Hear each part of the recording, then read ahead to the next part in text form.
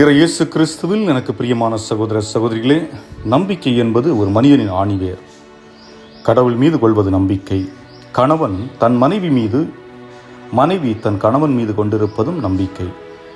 குழந்தையை குறிப்பிட்ட பள்ளிகளில் சேர்ப்பது அல்லது தகுந்த ஆசிரியர்களிடம் பயிற்சி அளிப்பதற்காக அனுப்புவது மற்றும் டியூஷன் என்று பாடங்களை படிப்பதற்கு அனுப்புவது என்பது அனைத்துமே நம்பிக்கையின் அடிப்படையில் நிகழ்வது. அதை போன்று தொழில் தொடங்குவது, வெற்றி பெறுவோம் என்ற நம்பிக்கை. ஆக வாழ்க்கையில் நம்பிக்கை இழந்துவிட்டால் மனதில் வெறுமையும் வாழ்வில் வறுமையும் ஏற்படும்.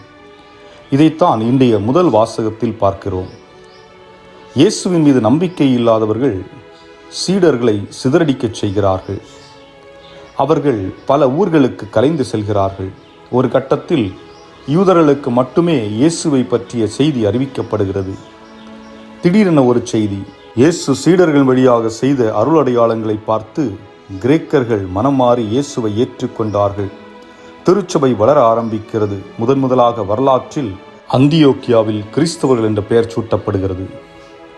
இன்றைய நற்செய்தியில் பார்க்கிறோம், யூதர்கள் இயேசுவை சூழ்ந்து கொண்டு ஒரு கேள்வி எழுப்புகிறார்கள். நீர் எப்போது மெஸ்ஸியா என்று உம்மை நிரூபித்து காட்டப் போகிறீர்? இயேசு பல அற்புதங்களை செய்திருக்கின்றார், பல அடையாளங்களை செய்திருக்கின்றார், பல புதுமைகளை நிகழ்த்தி இருக்கின்றார், இறந்தவர்களை உயிர் பெற்றல செய்திருக்கின்றார், நோயாளிகளை குணப்படுத்தி இருக்கின்றார், குருடர்களுக்கு பார்வை கொடுத்து இருக்கின்றார், கால் முடம் உண்டானவர்களுக்கு எழுந்து நடக்கச் செய்திருக்கின்றார், பாவிகளை பாவத்திலிருந்து மீட்டிருக்கின்றார், 5 மீனையும் 2 அப்பத்தையும் 7000 பேருக்கு பகிர்ந்து கொடுத்திருக்கின்றார். இவ்வாறு பலவற்றை இயேசு நிறைவேற்றி இருக்கின்றார். இவற்றை அவர்கள் கண்டபோதும், இவற்றை அவர்கள் கேட்டபோதும் அவர்கள் நம்பிக்கை அடையவில்லை. காரணம், நம்ப மாட்டேன், நம்பக்கூடாது என்ற சிந்தனை வைத்து கொண்டிருப்பவர்கள் என்னதான் தெளிவை கொடுத்தாலும் ஏற்றுக்கொள்ளவும் மாட்டார்கள், நம்பவும் மாட்டார்கள். பல குடும்பங்களில் சண்டை நடந்திருக்கும். ஒருவர் செய்த செயலால் நம்பிக்கை இழந்திருப்பார்கள். இந்நிலையில் தவறு செய்தவர் காலப்போக்கில் திருந்தி வாழ முற்படுவார், திருந்தி வாழ்ந்து கொண்டிருப்பார். ஆனால் அதை ஏற்றுக்கொள்ள அவர்கள் மனம் மறுக்கும். தவறு என்பது தவறுதான், அதில் மாற்று கருத்து இல்லை.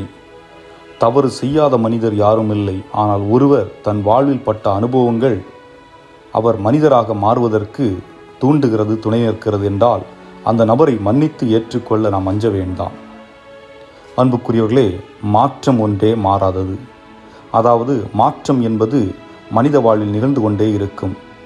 நம்புவோர், நம்பிக்கை அடைவோர் வாழ்வு அழகாக மாறும். சிந்திப்போம். இறைவன் நம் அனைவரையும் ஆசீர்வதிப்பாராக. ஆமேன்.